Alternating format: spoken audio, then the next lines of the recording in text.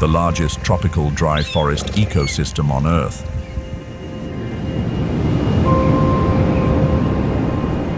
A place where the echoing roar of the lion tears through the air, holding every creature in a breathless pause. A leopard glides through the sparse brachystegia canopy, its gaze sharp and piercing like a blade. Miombo woodland, nicknamed the green lungs of Africa, but this has never been a peaceful forest.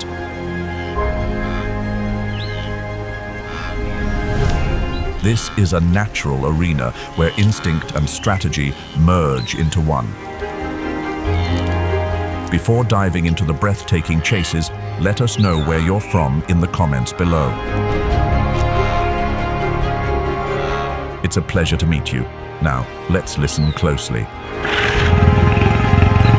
Echoes of Miombo, predators of the Africa's woodland battlefield.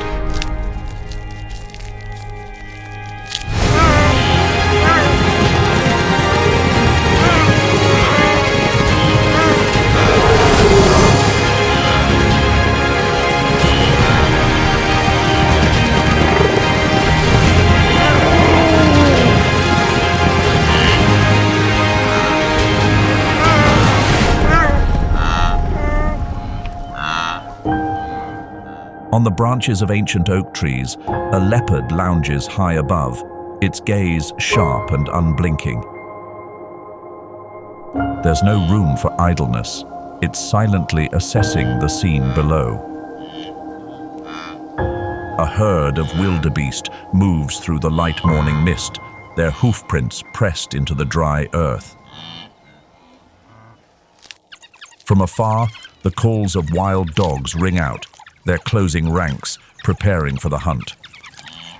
The dry season arrives, pushing even the most resilient antelope to search for water.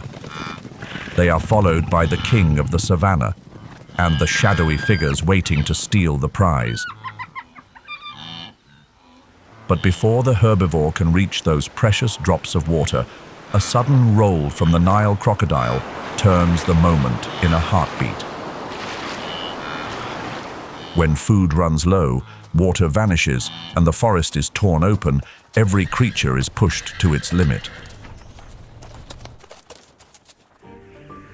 If there's one place in Africa where nature still holds on to its raw wildness, it's the Miombo woodlands.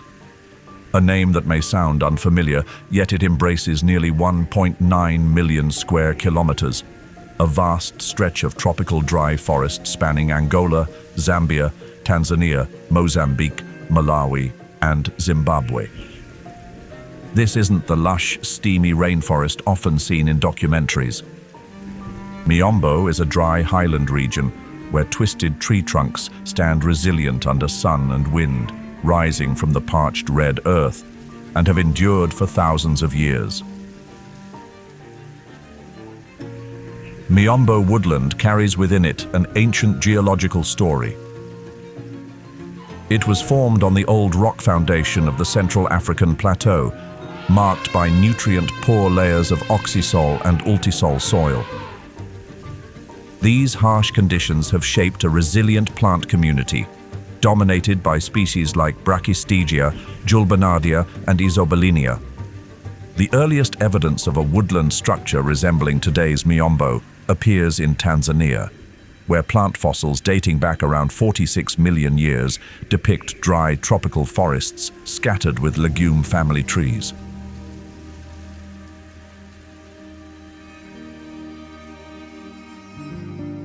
The Miombo woodlands are deeply intertwined with the history, religion, and culture of many Bantu communities such as the Bemba, Lozi, Yao, Luvale, Shona, and Luba.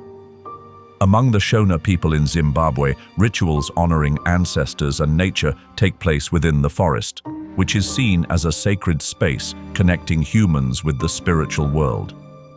Similarly, the Yao people in Mozambique and Malawi hold initiation ceremonies in the forest, where young individuals are taught about cultural values and community responsibilities. This connection reflects a profound relationship between people and the natural world, where the forest is not only a source of life, but also an essential part of cultural identity.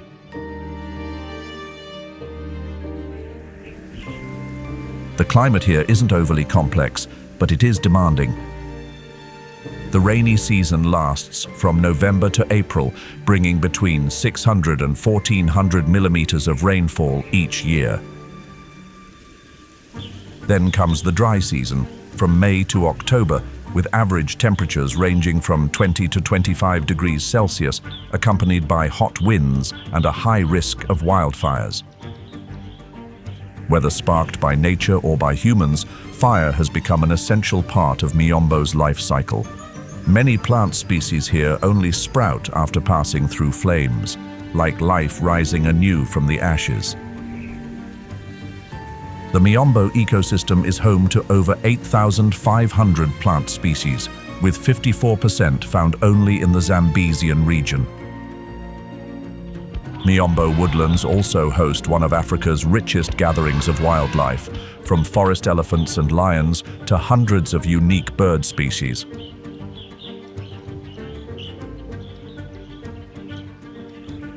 The central Zambesian Miombo woodlands stretch from northeastern Angola all the way to western Tanzania, crossing through the untouched landscapes of the Democratic Republic of the Congo, Zambia, Malawi, and Burundi. Across these dry, nutrient-poor highlands, rain visits only for a few brief months, with annual rainfall averaging between 1,000 and 1,400 millimeters. But what truly sets this region apart is the 5-month-long dry season, a stretch of time long enough to test the endurance of even the most resilient creatures. Located at nearly 2,000 meters above sea level, Nyika National Park is the largest national park in Malawi, covering an area of 3,200 square kilometers and encompassing almost the entire Nyika Plateau. The name Nyika in the local language means "the place where the water begins," a phrase that's both poetic and geographically accurate. Nyika National Park is home to more than 100 species of mammals, along with over 400 recorded species of birds.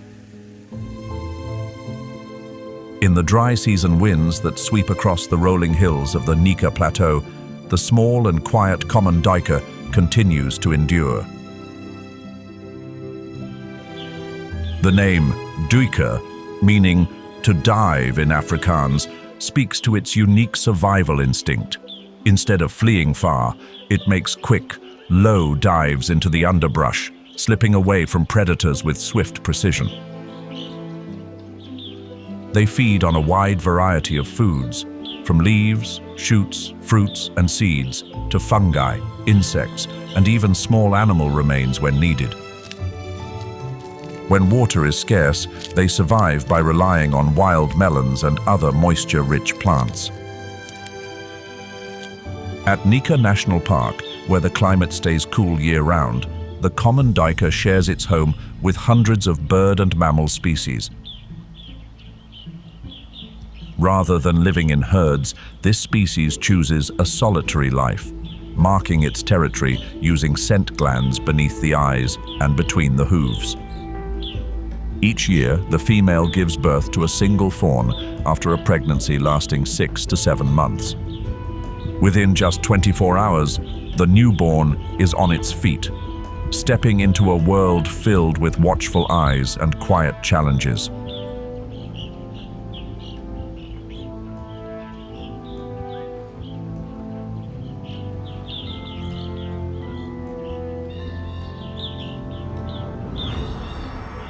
At Nyika National Park, if side-striped jackals help sustain the food chain, then the leopard may well sit at the top of it.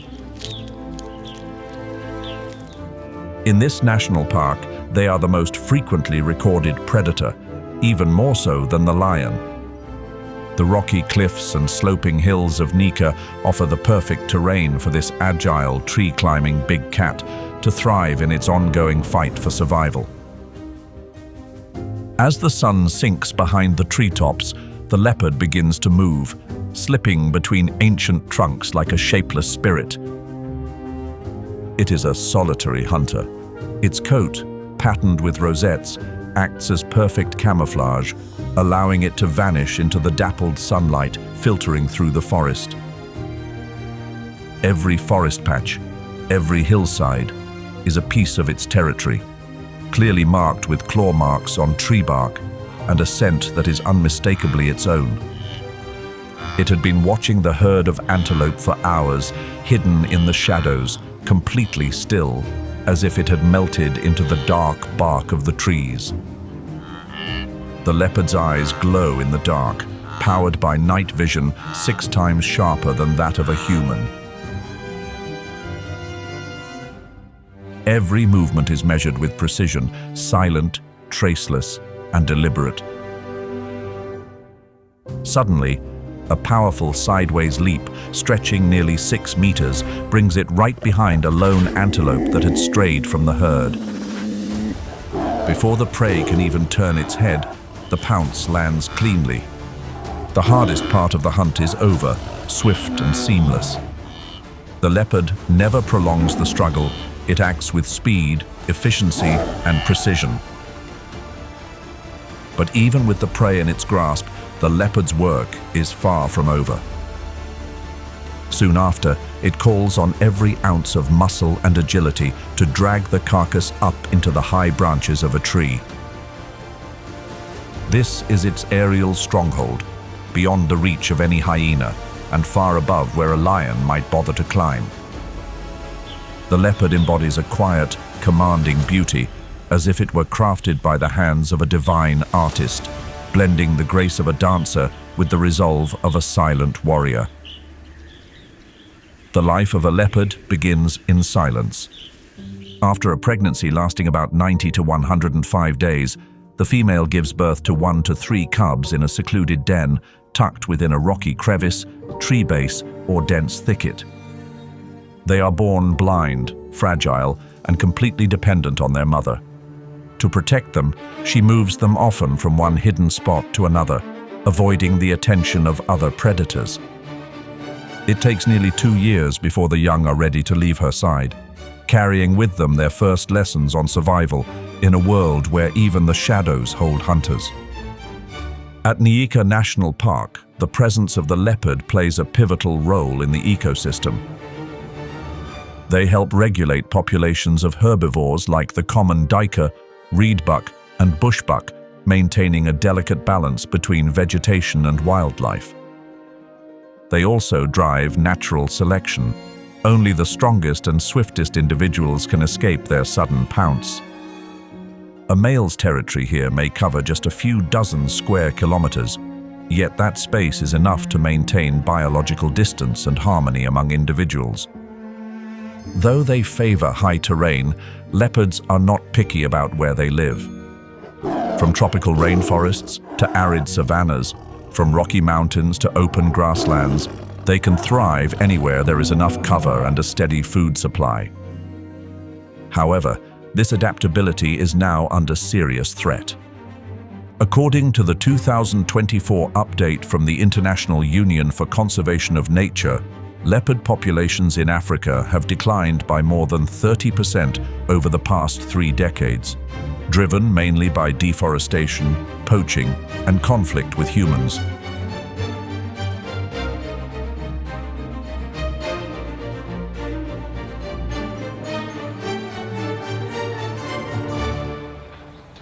In the early mornings on the Nyika Plateau, while the leopard rests draped across the tree canopy, quietly observing its surroundings, another solitary predator takes to the skies.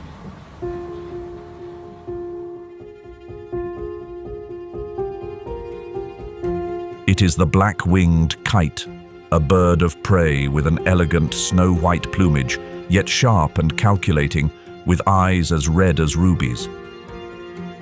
On the vast grasslands of Nyika, where the plains stretch to the horizon, the black-winged kite survives through sheer precision.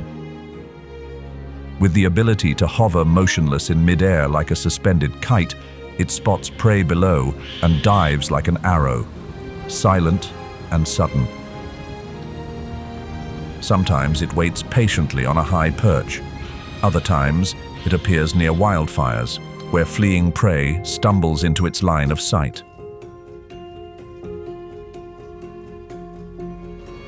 Remarkably, its zygodactyl feet, 2 toes facing forward, 2 facing backward, a rare trait among daytime raptors, give it an unshakable grip, locking down its catch with fierce control. Voles are a favorite meal, making up the bulk of its diet. Its menu also includes large insects, small reptiles, birds, bats, snakes, and even frogs. During the day, this bird usually hunts alone or in pairs, but when night falls, they gather in the tall trees, with hundreds of individuals roosting together in peaceful silence, like a quiet, close-knit community.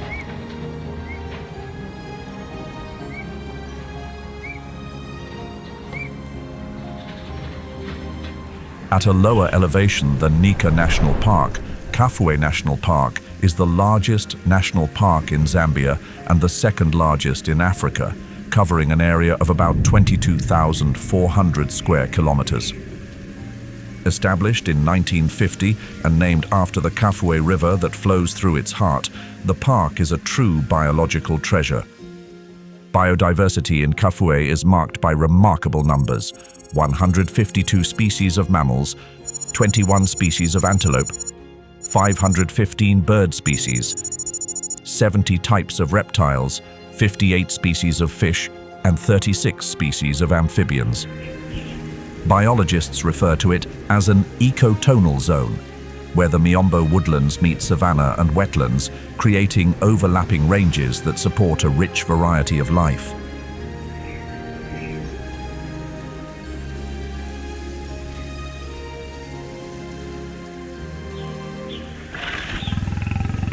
In this land where rain visits only for a few brief months, a symbol of pride and power continues to endure: the lion. Kafue National Park is home to over 200 individuals, making it one of the few remaining stable lion populations in South-Central Africa.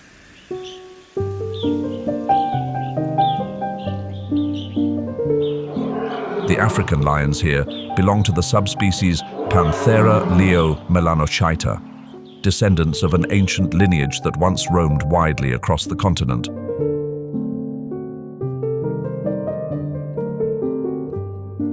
But after centuries of change, only a few places like Kafue remain wild and vast enough to support a healthy population. Over the past 50 years, lion numbers across Africa have declined by as much as 70%, driven by habitat loss, human-wildlife conflict, and illegal hunting. In the wild, lions typically live around 10 to 14 years, much shorter than in captivity, where they can live over 20 years. Within a pride, lionesses often give birth around the same time and raise their young together. Cubs can nurse from any female that is currently lactating. Even so, the mortality rate among cubs remains high, often reaching up to 50%, due to food shortages, illness, or, in some cases, being lost during power struggles when new males take over the clan.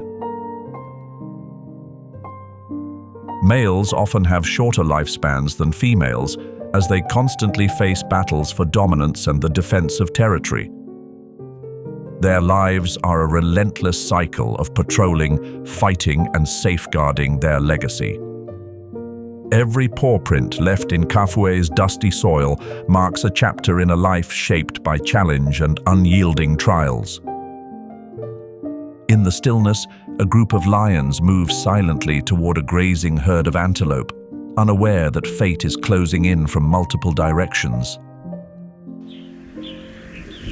Their bodies are built for the hunt, from powerful muscles and deep chests to retractable claws like hidden blades, all allowing the lionesses to move with barely a sound.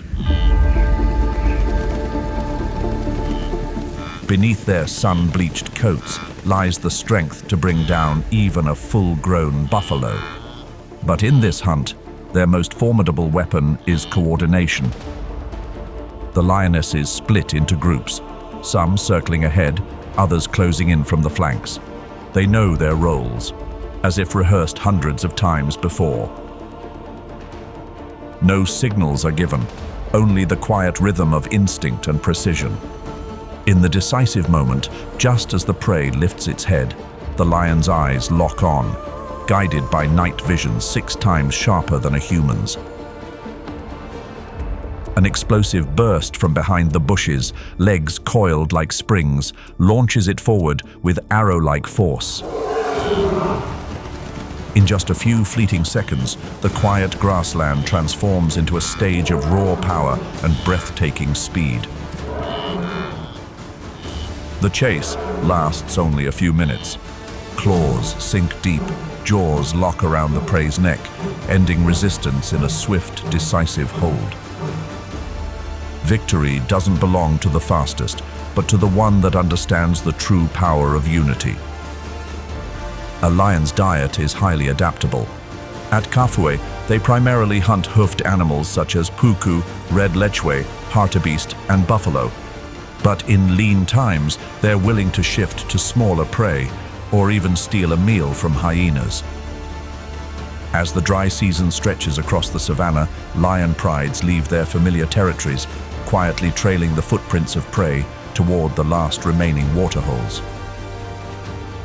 At these rare oases of survival, they encounter some of the most challenging, but also most rewarding targets, from blue wildebeest to zebra.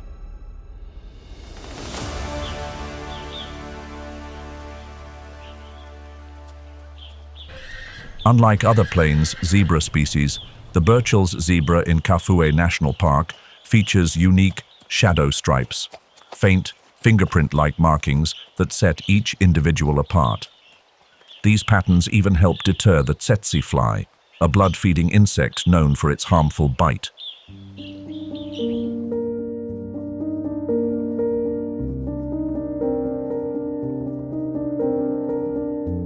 Each Burchell zebra stands up to 1.4 meters at the shoulder, weighs between 230 and 320 kilograms, and has a sturdy build with strong muzzles and powerful legs, well adapted to a nomadic lifestyle. They live in harems, where one male leads a group of females and their young. Multiple harems may come together to form large herds of hundreds, often mingling with wildebeest or antelope, creating a natural network of alert eyes to guard against stealthy predators. Burchell's zebra do not follow a strict breeding season, though birth rates tend to rise during the warm, wet months. Pregnancy lasts over a year, typically resulting in a single foal that can stand within 20 minutes of birth, run within an hour, and begin nibbling grass just a few days later, though it continues nursing for up to 11 months. Communication within the herd is subtle and complex, involving whinnies, snorts, bray-like calls, ear gestures, and mutual grooming behaviors that strengthen social bonds and ease tension. Burchell's zebra are specialized grazers, favoring short, low-growing grasses and turning to leaves and roots when food becomes scarce. Water is essential to their survival, so they rarely stray more than 10 to 12 kilometers from a reliable source. Thanks to the stable conditions of Kafue, Burchell's zebra don't need to migrate over long distances. Instead, they gather around the Busanga Plains, where seasonal abundance of water and grass keeps their needs well met. Alongside them roams the blue wildebeest, a species of antelope that lets water dictate every move it makes. The name wildebeest means wild beast, a term coined by early Dutch settlers, struck by its untamed appearance. A large head, curved horns, shaggy mane, heavy chest, and thick beard.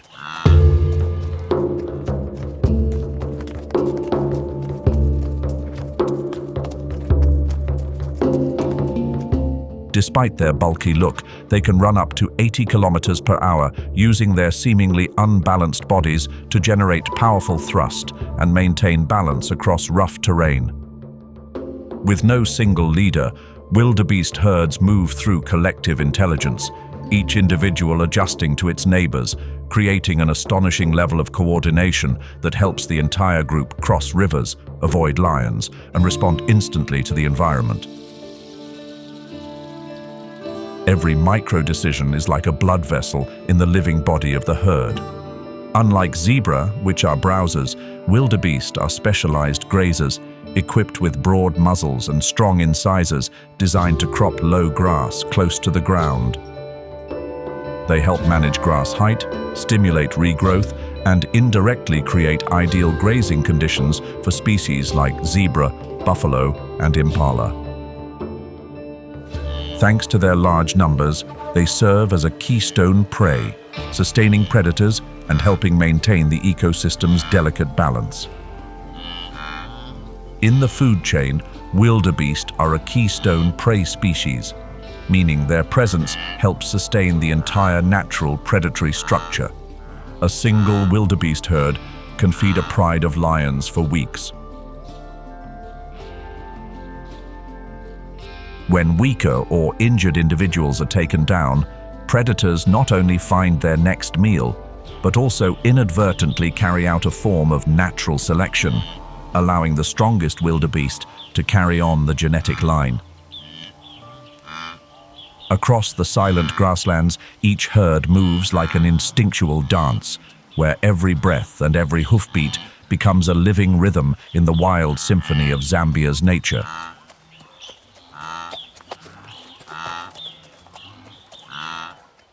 As the morning light spreads across the vast grasslands of Kafue National Park, mottled figures, like living paintings, begin to stir.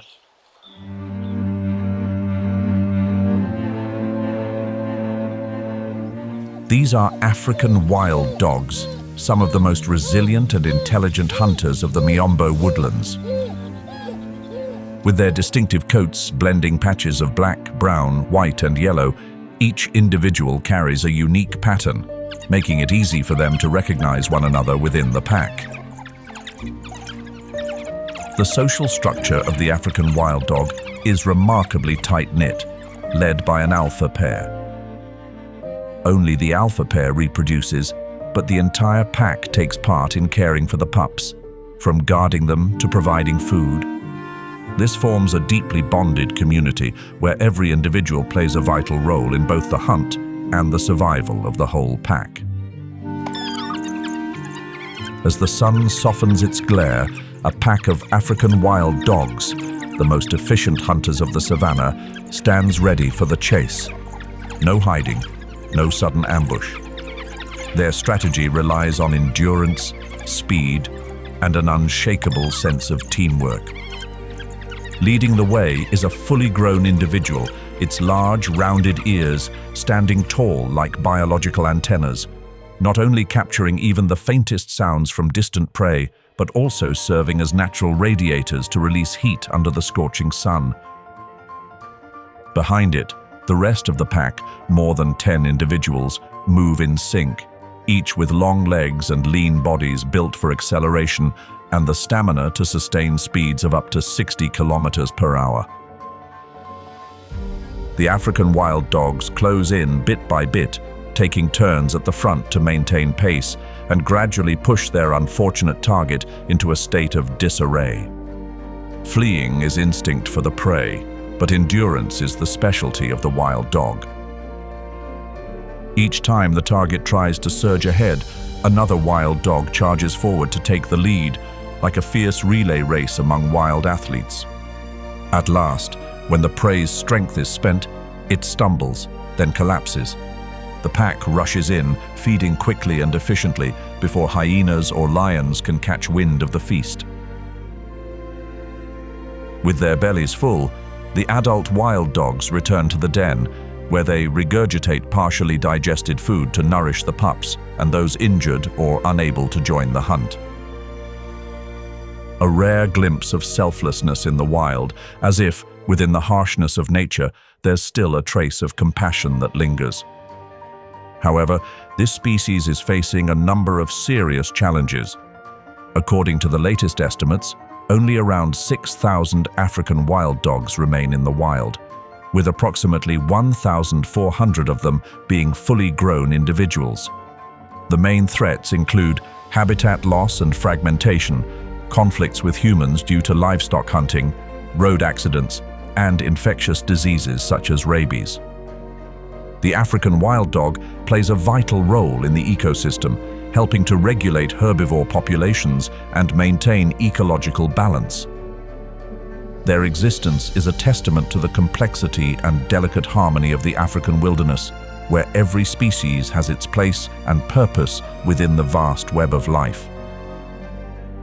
Which do you think has a more fascinating social structure? A lion's pride or a wild dog's pack? Drop your thoughts in the comments. We'd love to hear from you. Covering a total area of up to 1,185,632 square kilometers, the dry Miombo woodlands stretch across a vast portion of Tanzania, Mozambique, Malawi, Zambia, Zimbabwe, and Angola. This is one of the largest dry tropical forest regions on the continent, where the harshness of the climate and the scarcity of resources have given rise to a uniquely resilient and diverse web of life. The southernmost part of the dry Miombo woodlands, stretching across regions of Malawi, Mozambique, Zambia, and Zimbabwe, is among the most climatically demanding areas in the entire Miombo forest system. With average annual rainfall ranging from just 600 to 1,000 millimeters, the southern Miombo woodlands receive the least precipitation of the three main subdivisions of the Miombo ecosystem. A brief rainy season runs from around November to March, giving way to a long and challenging dry season that lasts 6 to 7 months. During the dry season, daytime temperatures can soar above 35 degrees Celsius, while winter nights can dip below 10 degrees Celsius. Amid the sun-scorched grasses and cracked earth of the southern Miombo woodlands, the white rhinoceros continues its quiet journey. The name white has nothing to do with its color. It comes from the Afrikaans word wide, meaning wide, a nod to its broad, square-shaped lip, perfectly adapted for grazing on low-lying grasses across the dry savanna. Weighing up to 2,500 kilograms in males, the white rhino is the second largest land mammal after the elephant. In a habitat where daily temperature swings can reach 25 degrees Celsius, their thick gray skin serves both as a natural shield and as a testament to years of surviving in the dust and mud. To protect themselves from sunburn and biting insects, they frequently wallow in mud, a cooling, earthy coat drawn straight from the forest floor.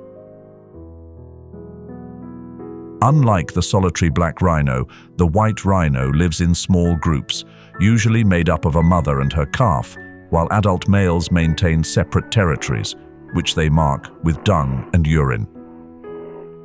With a pregnancy lasting 16 months, each female gives birth to only one calf and nurses it for 2 to 3 years. A particularly long reproductive cycle that makes the species especially vulnerable.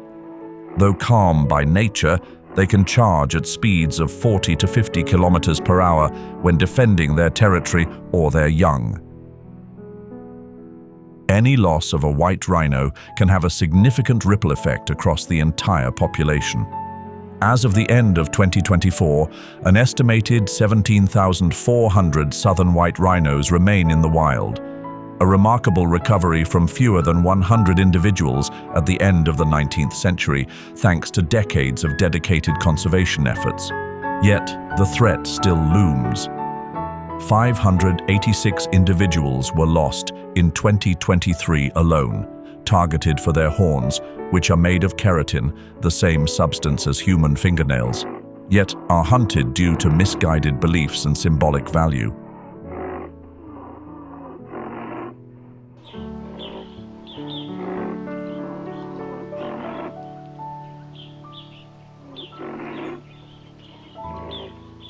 while the white rhino moves at a slow, steady pace across the sun-baked grasslands. A different rhythm pulses through the red dust plains in the distance. Common tsetse dart through the heat and wind on long legs and slender frames.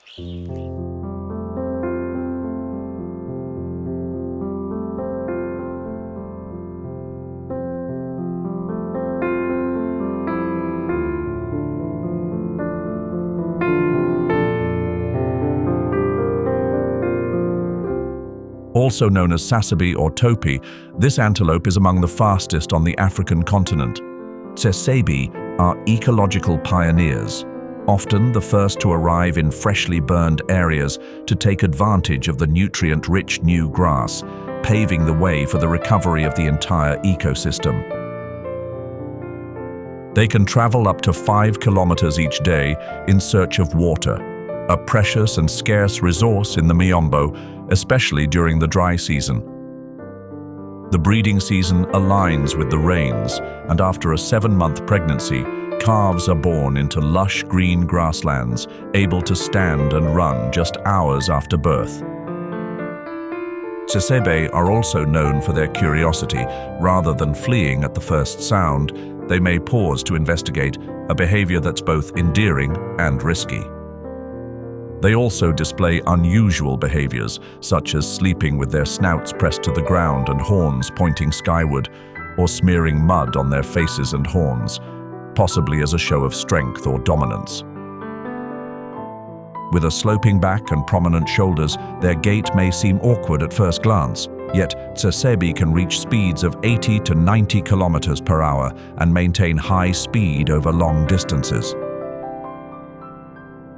This is a crucial survival instinct to evade most predators, but still not quite enough to escape the grasp of a cheetah.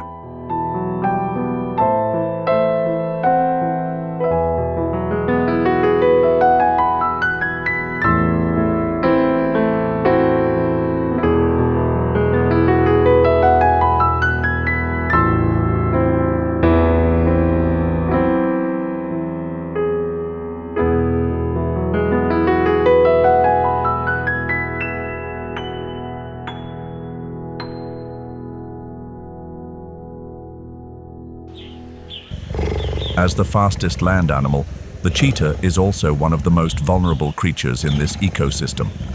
Its evolutionary journey spans millions of years, beginning with ancient ancestors that first appeared in North America before evolving and spreading across Asia and Africa.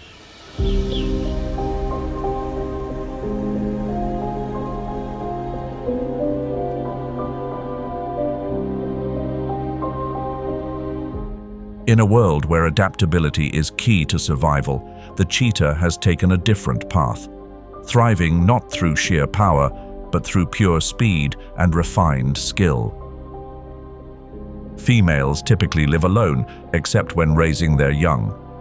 In contrast, males, especially brothers, tend to form stable groups known as coalitions. Unlike lions, they don't patrol vast territories year-round, but instead shift their range with the seasons, following the movements of antelope herds or the availability of water. Up ahead, an antelope appears. Suddenly, its spine coils like a compressed spring, and the cheetah explodes into motion. In a heartbeat, it rockets from 0 to nearly 100 kilometers per hour in just 3 seconds. Its entire body seems to ignite with the wind, long, sinewy legs carving graceful arcs across the earth. Semi-retractable claws grip the ground tightly, maximizing traction. Every stride is a biological eruption, lungs expanding, an oversized heart pumping furiously, driving each heartbeat to the edge of its limit. In a decisive leap, the cheetah brings the prey crashing to the ground. Wasting no time, it holds the animal firmly until all movement comes to a still. But victory is never complete. Still gasping for breath, it tears into the meat, not out of hunger, but because a second race has begun, one against the thief. If a hyena arrives, all it can do is watch as its hard-earned meal is taken without a fight. The life of a cheetah is filled with risk, especially in the early years. Females carry their young for about 3 months before giving birth to 2 to 5 cubs, usually hidden away in tree hollows or thick brush, out of sight. Newborns are blind and fragile, making them easy targets for predators. Mortality rates can reach up to 90% within the first 3 months, mostly due to lions, hyenas, snakes, or even birds of prey. They only truly stand a chance once they're big enough to follow their mother on hunts, usually by their 2nd year. Though positioned near the top of the food chain, the cheetah's role in the ecosystem is not about dominance, it's about balance. By targeting prey that are weak, slow, or young, cheetahs help maintain genetic health and regulate herbivore populations. Avoiding direct competition with lions or hyenas, thanks to different hunting hours and distinct strategies, the cheetah adds to the diversity of how carnivore communities are structured and sustained. But precisely because they are not built for confrontation, cheetahs are especially vulnerable.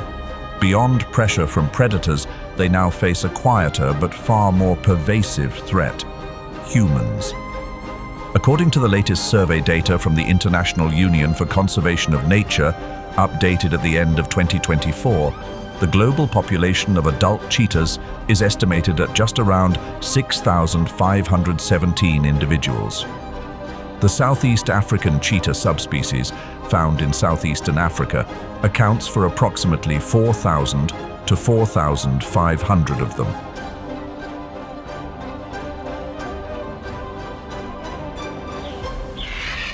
High above the Miombo woodlands, a large bird glides silently through the air. With a wingspan of nearly 3 meters and piercing eyes, the lappet-faced vulture appears like a silent sentinel at the threshold between life and loss in this untamed land. The lappet-faced vulture is the sole representative of the genus Torgos, an ancient branch of the Accipitridae family. Through millions of years of natural selection, this species has become perfectly adapted to harsh habitats like the Miombo. In contrast to its quiet presence in the sky, on the ground, the lappet-faced vulture is a commanding force. With a large, hooked beak powerful enough to tear through the toughest hides and tendons, it paves the way for dozens of smaller scavengers to feed. A small antelope carcass can be stripped down to the bone in under 20 minutes. When the lappet-faced vulture arrives, even hyenas and jackals think twice, giving way to a beak with the strength of steel jaws. Its dark plumage, almost jet black, contrasts sharply with white legs and a bare head shaded pink or red, giving the bird a rather formidable appearance. The wrinkled folds of skin around its neck, known as lappets, are a signature trait of the species. In an environment teeming with bacteria from decaying carcasses, that bare head is a smart evolutionary feature, easier to keep clean and naturally disinfected by the sun. Unlike other vultures that may gather by the hundreds around a carcass, the lappet-faced vulture tends to live alone or in pairs. They form long-term monogamous bonds and choose tall trees like acacia or combretum to build their nests, keeping a respectful distance from other pairs. Each breeding season, they lay just a single egg, which is incubated for around 55 days. The chick takes up to 125 days to fledge and won't reach breeding age until about 6 years old. A slow and fragile life cycle in an unpredictable wilderness. Their diet doesn't stop at carcasses. When necessary, they can hunt small animals, nestlings, reptiles, large insects like grasshoppers, and have even been recorded raiding flamingo nests for eggs and chicks. This ability gives them an edge over vulture species that rely entirely on carrion, especially during the dry season when animal remains become increasingly scarce. Contrary to common belief, they don't navigate by scent. With extraordinary eyesight, they can spot carcasses or unusual movement from altitudes over 1,000 meters. They even use social observation skills, watching the behavior of other vulture species to find their way to a potential meal. By swiftly processing carcasses, they help prevent the spread of bacteria or viruses that emerge during the decomposition of flesh. But that ecological strength does not make them immune to danger. According to the International Union for Conservation of Nature, the lappet-faced vulture is classified as endangered. It is estimated that only about 6,500 mature individuals remain across Africa and the Arabian Peninsula. And if the day comes when they vanish from the skies over the Miombo, it won't just be the loss of a bird, it will be the breaking of a vital cycle.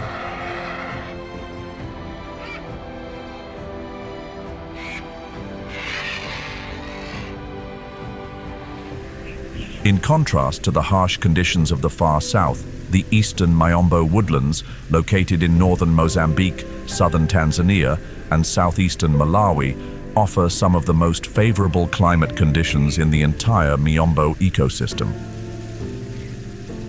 Eastern Miombo falls under a subtropical climate, with a distinct rainy season stretching from November to April, and annual rainfall ranging from 1,000 to 1,400 millimeters, a relatively high amount compared to other Miombo regions.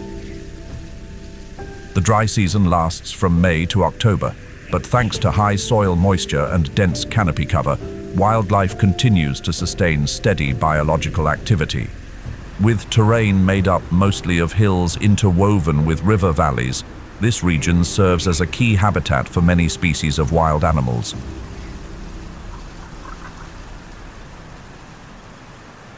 In contrast to the peaceful appearance that the eastern Miombo wears each morning, beneath the still surface of the water, a Nile crocodile watches with chilling patience. If an antelope carelessly disturbs the water's calm, it may pay a steep price. Adult males can grow up to 5 meters in length. Their thick skin is reinforced with tough osteoderms, bony plates that help them withstand bites, impacts, and even the claws of would-be attackers. The long jaws, equipped with 64 to 68 sharp, cone-shaped teeth that are continuously replaced, are designed to hold tight and break down prey rather than chew. Behind them, a muscular tail powers swift movement through water and serves as a weapon strong enough to knock a full-grown antelope off its feet. Nile crocodiles are not fond of unnecessary movement. They can lie motionless for hours, sometimes even days, waiting for a single moment of carelessness from their prey. Shallow forest pools or steep riverbanks make perfect ambush sites. One deep dive, and they vanish from sight. Then suddenly, the massive body launches from the water like a spear. Once it clamps down on its prey with that powerful jaw, the Nile crocodile often performs a forceful spinning motion, known for its sheer intensity, to weaken resistance or drag the victim beneath the surface. Their diet knows almost no limits.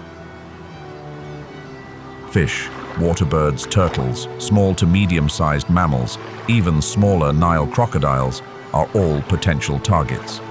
There have even been recorded attacks on zebras crossing rivers, and occasionally even lions when forced too close to the water's edge.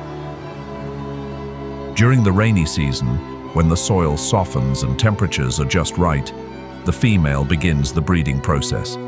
She digs a sand pit or builds a mound of decaying vegetation to lay between 25 and 80 eggs, then guards the nest day and night, ready to defend it fiercely from any intruder.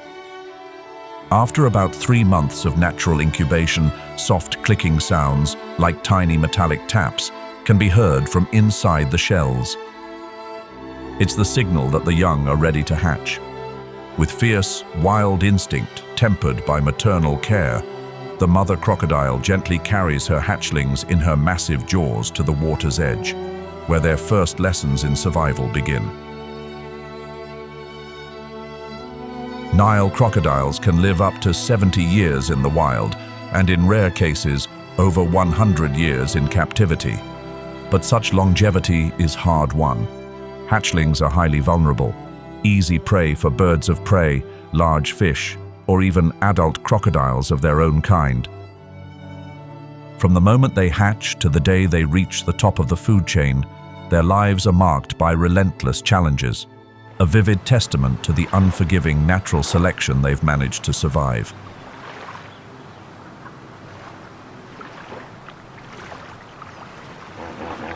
In the seemingly calm waters that conceal more than they reveal, another creature, just as massive and formidable as the Nile crocodile, quietly asserts its presence. This is the mighty hippopotamus. Not a predator, nor a symbol of agility like the antelopes of the savanna, the hippopotamus is nonetheless one of the largest land mammals on Earth. Adult males typically weigh between 1,500 and 3,200 kilograms, while females range from 650 to 2,350 kilograms. Despite their massive size, they lead a semi-aquatic life, spending their days quietly submerged in water, emerging only at night when they truly come alive. The name hippopotamus comes from ancient Greek, meaning river horse, though in truth they more closely resemble living blocks of concrete gliding through riverbeds than anything equine or agile. With thick, hairless skin, their bodies handle heat poorly and are prone to cracking if deprived of moisture. That's why they spend nearly the entire day submerged in cool waters, rivers, swamps, or seasonal floodplains, which not only keep their skin hydrated, but also shield them from the sun's harsh rays.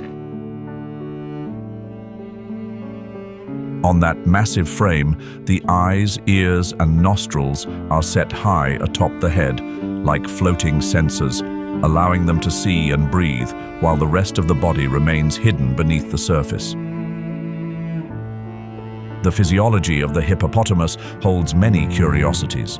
Unlike other aquatic animals, they can't float easily due to their dense, heavy bone structure. Rather than swimming, they move by walking or slowly bouncing along riverbeds. At night, when the sun sets and temperatures drop, they emerge from the water and begin their nightly search for food. One individual can travel several kilometers in a single night, consuming up to 30 kilograms of vegetation. Mostly wild grasses growing along riverbanks or beneath the sparse forest canopy. Hippopotamuses are not solitary animals. They gather in groups called a bloat, which can include up to 30 individuals. These social structures are typically made up of females and their young under the rule of a dominant male. This male defends a stretch of river as his territory and will fiercely confront any rival male that dares to enter. Such battles are far more than just headbutts. They can last for hours and leave serious injuries. Armed with massive jaws, canine teeth up to 50 centimeters long, and incisors sharpened into tusk-like weapons, they use these formidable tools not for hunting, but for defense and territorial dominance. Females usually give birth in the water, where it's safer from predators. From the moment they're born, calves instinctively know how to close their nostrils and ears to nurse underwater. Hippopotamus mothers, with their immense size and fierce temperament, won't hesitate to charge into battle against any threat to protect their young. Their natural lifespan stretches to around 45 years in the wild and can exceed 60 years in captivity. Hippopotamuses are natural ecosystem engineers. Their nightly grazing helps control the growth of vegetation along riverbanks and floodplains. Their waste, rich in organic matter, serves as a vital nutrient source for aquatic ecosystems, supporting a stable food chain for many other species.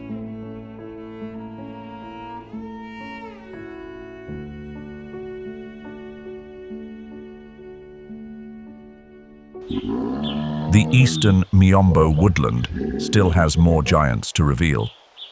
The Maasai giraffe, the tallest land animal on Earth, is also a resident of this richly diverse ecological region.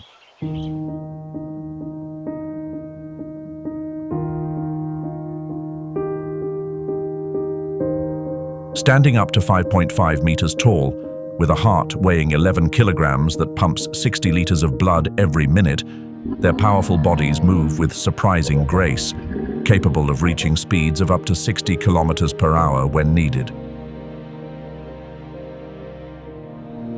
Their coats, patterned with maple leaf-shaped brown spots edged in gold that extend down to the ankles, are their most recognizable feature. A 50-centimeter-long, dark bluish-black tongue serves as the perfect tool for plucking acacia leaves, allowing them to feed while also shielding against the sun during the dry season.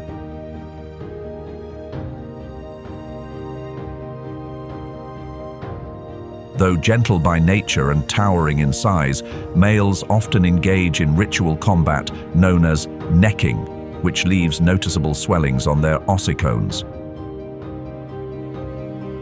Males typically have bald ossicones from repeated clashes, while females retain a soft layer of fur on theirs. Some males even develop an extra ossicone between their eyes, adding to their rugged appearance.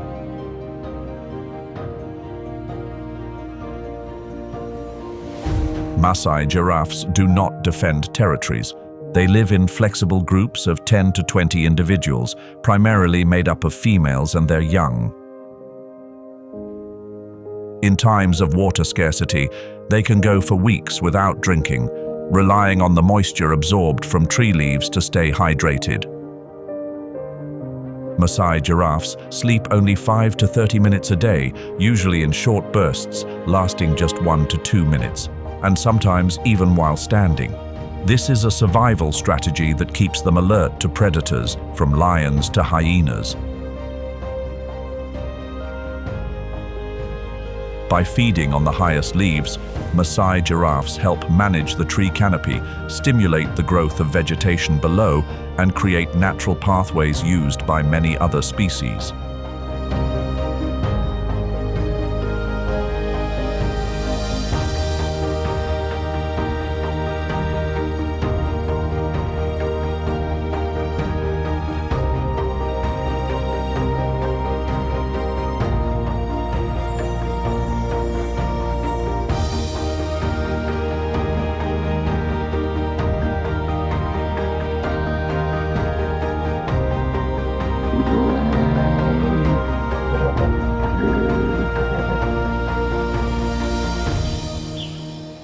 Under the golden stretch of sunset over the seasonal wetlands, the saddle-billed stork stands like a living statue. With a height of 1.5 meters, a wingspan over 2.7 meters, and a vivid red bill marked with a black stripe and a yellow saddle near the base, the saddle-billed stork is one of Africa's largest and most easily recognized stork species.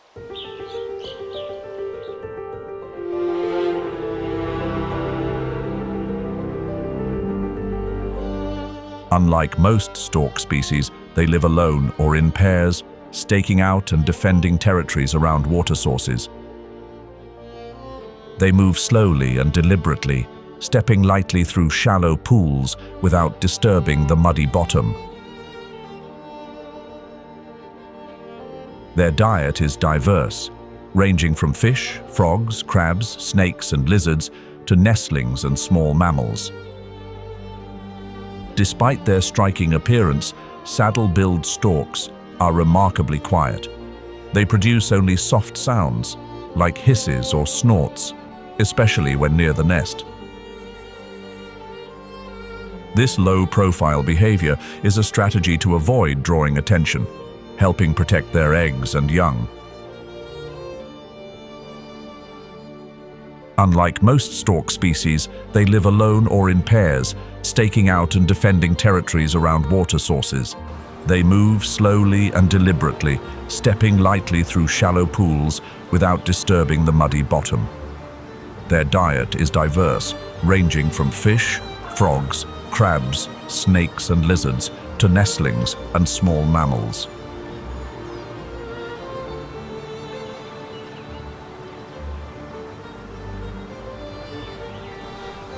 If the saddle-billed stork is the vibrant, eye-catching stroke in a rain-soaked wetland painting, then the grey heron is quite the opposite, subtle, understated, yet full of quiet intention. Standing about 1 meter tall with a wingspan close to 2 meters, the grey heron wears a cloak of ashy grey touched with white. A simple silhouette that carries a sharp elegance. The long black crest, stretching from the eyes to the back of the head, along with its S-shaped neck, serves as the grey heron's primary hunting asset. There's no need for a chase. They stand motionless, watching intently, then launch an incredibly swift strike with their sharp bill when a fish, frog, crab, or even a field mouse comes into view.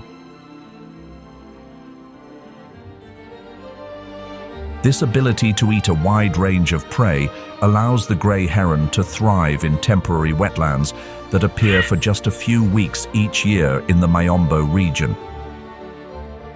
But its finesse goes beyond just hunting. The grey heron has a unique type of feather called powder down, feathers that break down into a fine, soft powder used to absorb slime and repel water. Along with a special claw on its middle toe for combing and spreading this powder, the heron keeps its plumage light, clean and fully functional, even after hours of wading through water in search of prey. Unlike the solitary saddle-billed stork, the grey heron lives in groups, nesting collectively in tall trees, forming heronries near rivers and marshes. Their nests can reach up to 1 meter in diameter and are reused year after year. Each breeding season, they lay 3 to 5 pale blue eggs, incubate them for 25 to 28 days, and after about 8 weeks, the young herons are feathered and ready to leave the nest. When not hunting, the grey heron glides effortlessly with broad wings and its neck tucked into an S shape, a flight posture that sets it apart from many migratory birds. During the dry season, it may travel hundreds of kilometers southward or along the coast in search of water, skillfully using thermal air currents to conserve energy along the way.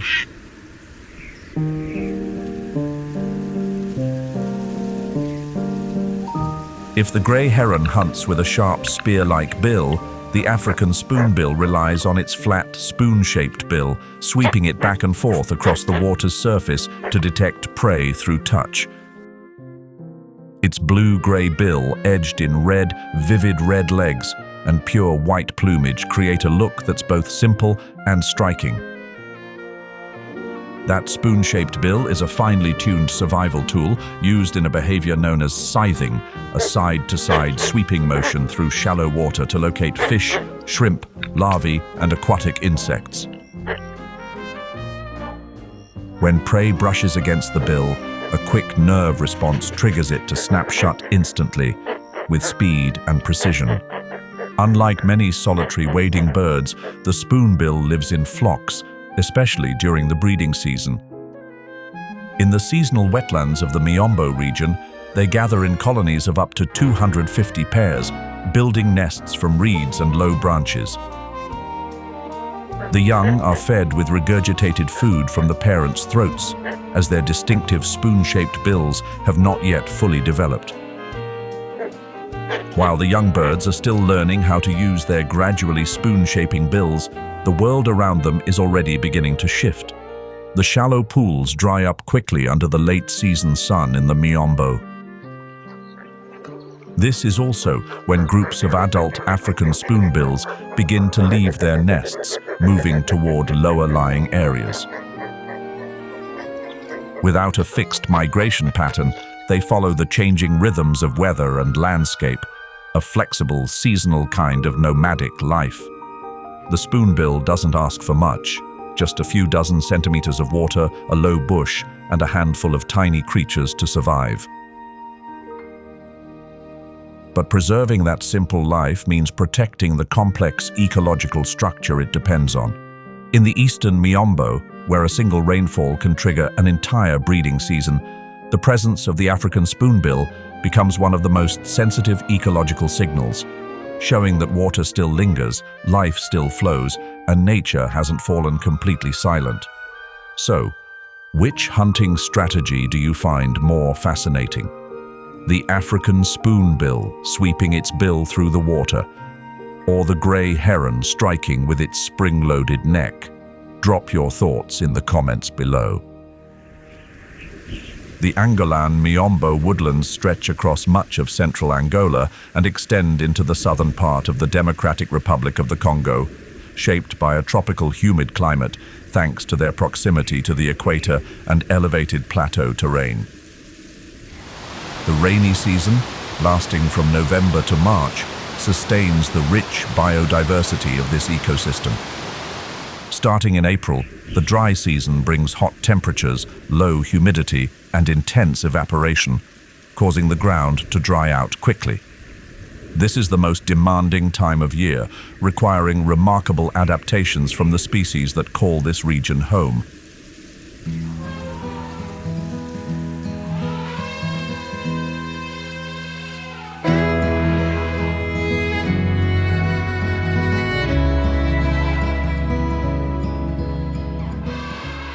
Present across nearly 2 million square kilometers of the Miombo woodlands is the African bush elephant, a symbol of wild strength and intelligence.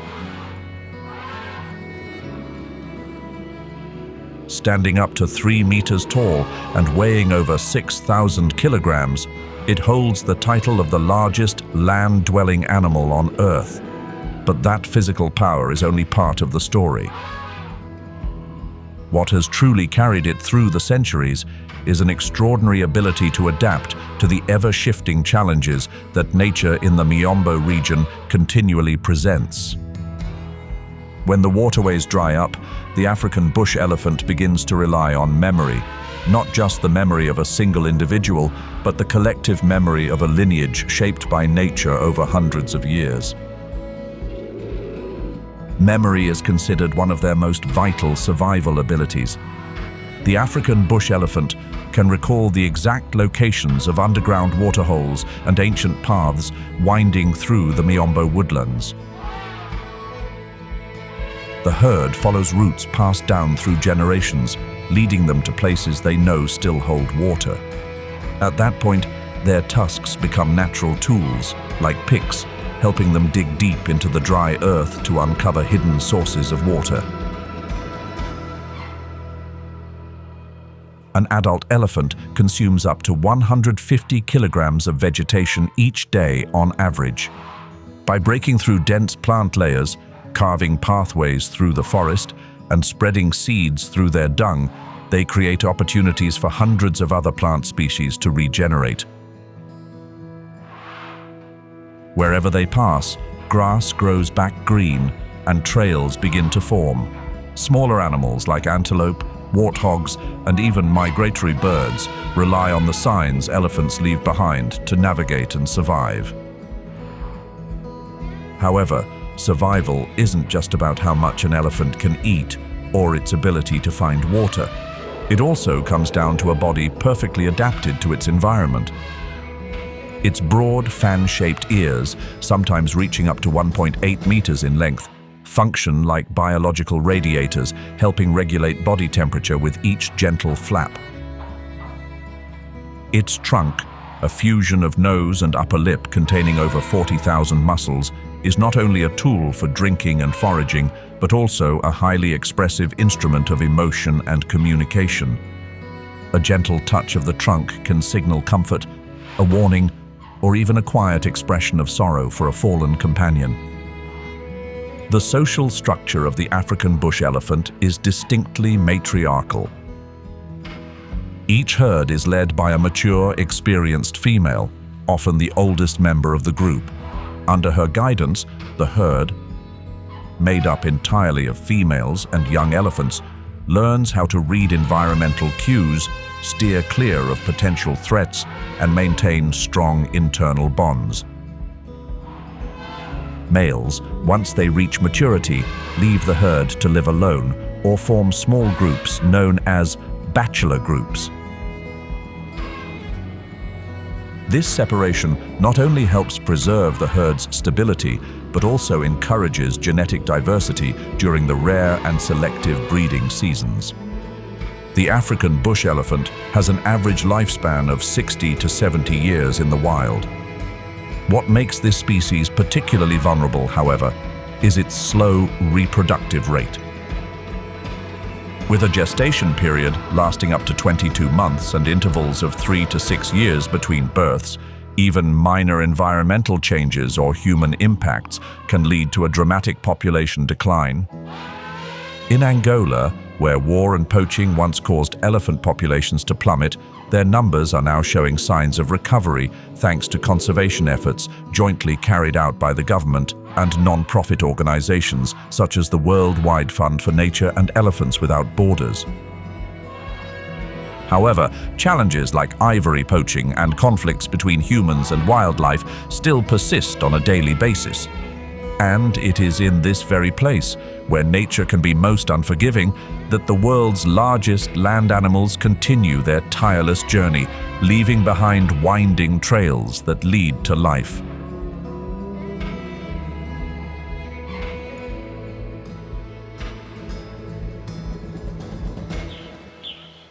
When the African elephant strides forward like a wise elder, the sable antelope follows behind like a young warrior, unassuming yet sharp and poised to surge ahead.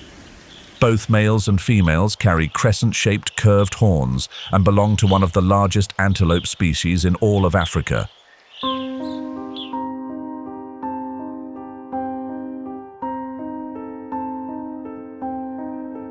A fully grown male stands about 140 centimeters at the shoulder and weighs around 235 kilograms, combining agility with the strength to stand its ground, even against a lion if challenged.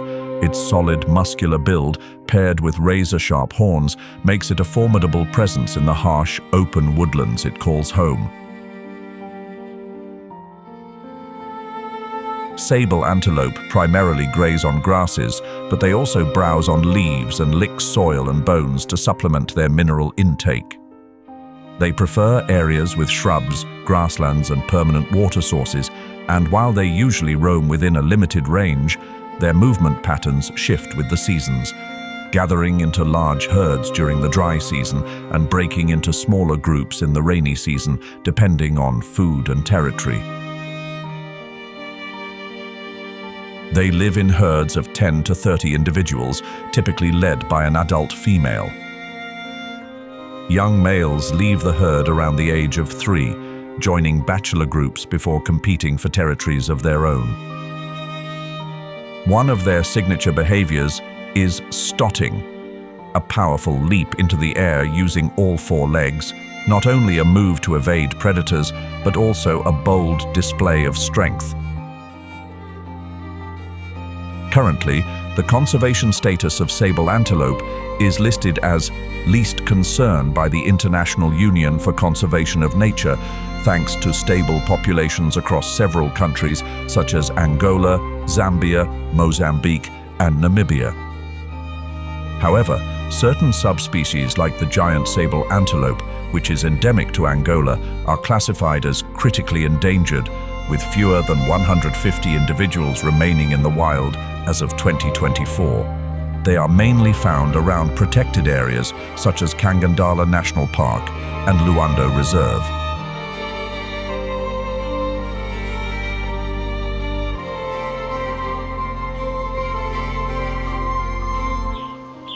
These protected areas are also home to the largest hyena species still roaming the earth, the spotted hyena. Though their appearance may remind some of dogs, they are actually more closely related to cats, civets, and mongooses. Evolving around 10 million years ago, their ancestors once spread across Europe and Asia, but today they are mostly found in sub-Saharan Africa. In the Miombo woodlands, they play a vital role in the ecological web, from forest edges to grasslands dotted with shrubs, landscapes where hunting activity is a regular part of life.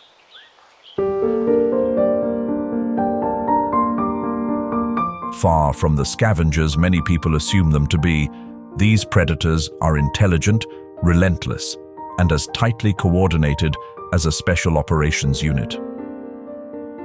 A single whoop echoes through the air, deep, drawn out and far-reaching, like a call to arms. The entire clan moves in, closing the circle. Their target is locked, an adult antelope stepping leisurely out from the trees, unaware that a storm is about to break. The chase begins. They charge in from multiple directions, forcing their prey to constantly change course. Unlike cheetahs that rely on sudden bursts of speed, spotted hyenas make use of their endurance, maintaining a steady pace of around 10 kilometers per hour for hours on end. Their signature laugh rings out, a tense electric sound in the heart of the pursuit. They coordinate with remarkable precision, using vocal signals, body posture, and even scents from specialized glands to communicate within the clan. When the critical moment arrives, they can accelerate to speeds of up to 60 kilometers per hour in just seconds, enough to deliver a decisive pounce. The spotted hyena may not have the regal build of a lion, but don't let appearances fool you.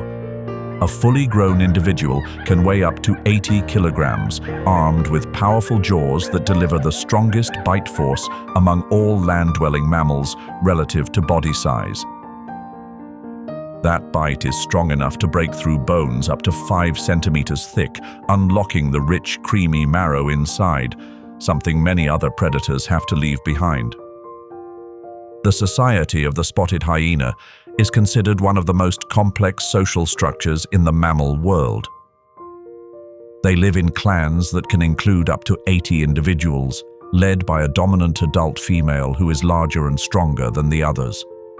This matriarchal system determines the entire clan's hierarchy.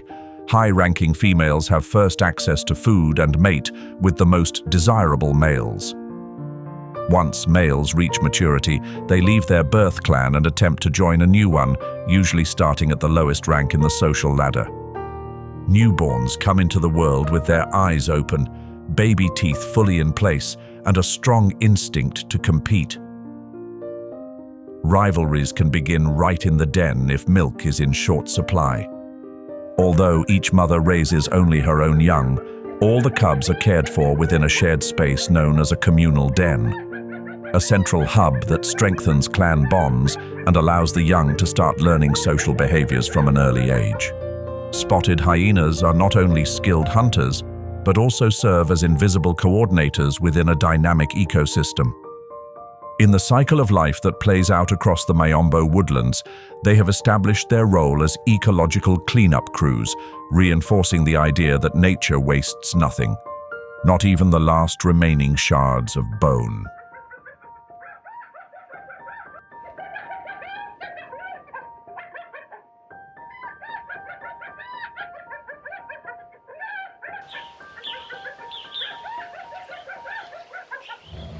The Angolan Miombo woodland is not just home to the giants.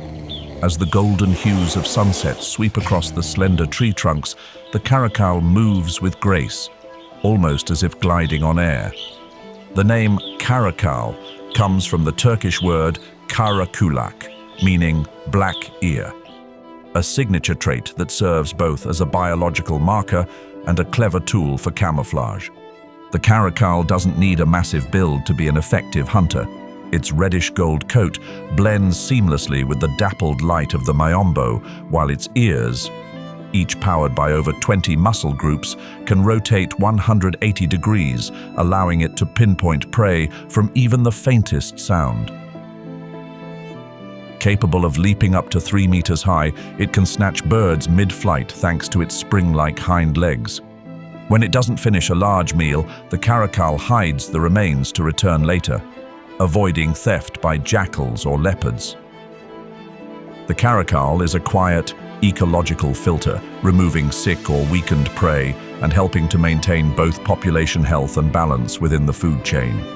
With every silent step and every precise leap, it reminds us that in nature, silence is sometimes the highest form of survival.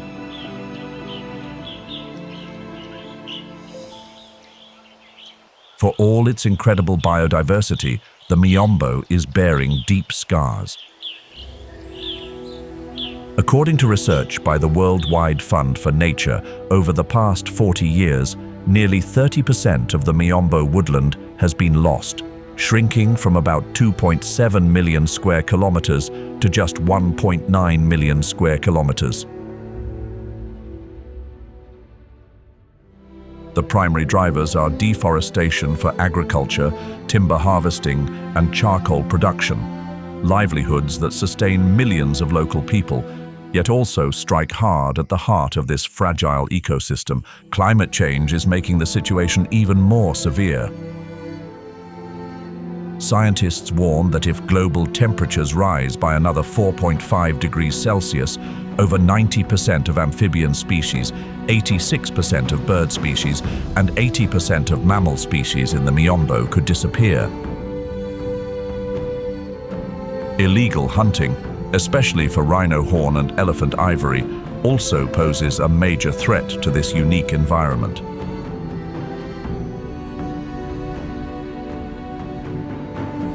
But amid the quieting woodlands, efforts to restore them are quietly taking root.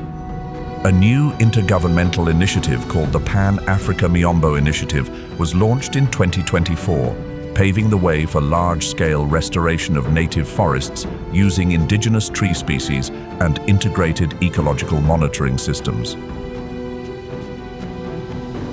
At the same time, international organizations such as the FAO and the AICS have invested more than $8 million in cross-border projects between Mozambique and Zimbabwe, aimed at restoring forests, protecting water sources, and supporting over 5,000 local households.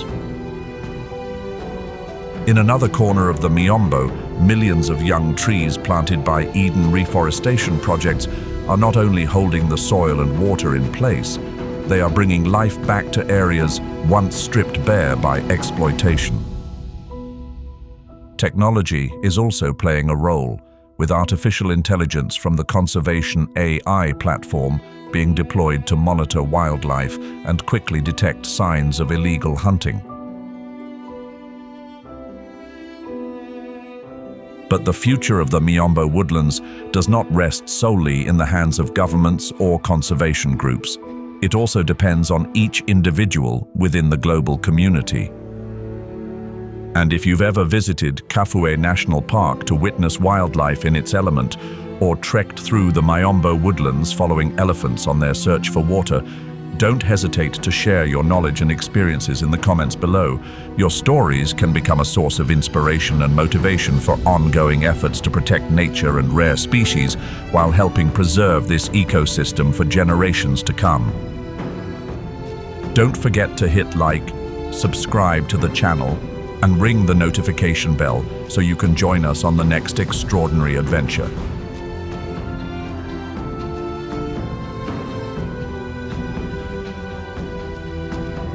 Or keep following the survival journeys of wildlife in other regions through Luangwa Unveiled, Deep in the Valley of Hunters, or Wild Kilimanjaro, Survival on Africa's Rooftop.